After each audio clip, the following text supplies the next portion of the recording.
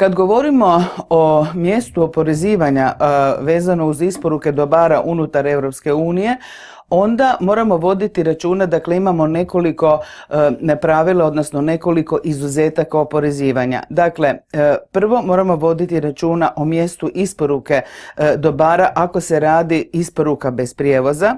Zatim moramo voditi računa da li se radi o isporuci s prijevozom, da li se radi o dobrima koje se postavljaju, montiraju, instaliraju, odnosno koje postavlja, montira ili isporučitelj ili kupac sam, odnosno mjestu isporuke dobara putem distribucijskih sustava za prirodni plin, električnu energiju, grijanje i hlađenje.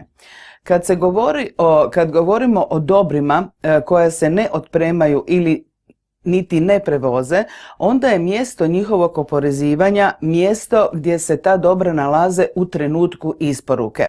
Kada imamo isporuku dobara sa prijevozom, onda, dakle, koja otprema isporučitelj sam, kupac ili treća osoba u njihovo ime, tada je mjesto oporezivanja mjesto gdje se dobra nalaze na početku otpreme.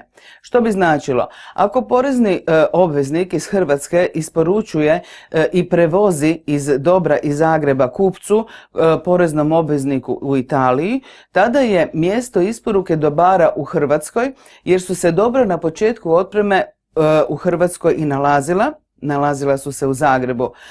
Međutim, ta isporuka u drugu državu članicu bit će oslobođena PDV-a ako su ispunjeni propisani uvjeti, dakle da ako hrvatski poduzetnik, isporučitelj ima valjani PDV identifikacijski broj svoga kupca iz Italije, ako ima dokaz, dakle da je dobro stvarno otpremljeno, preveženo u Italiju, tada će primijeniti oslobođenje i na fakturi neće iskazati hrvatski PDV jer će porez na stjecanje platiti kupac u Italiji.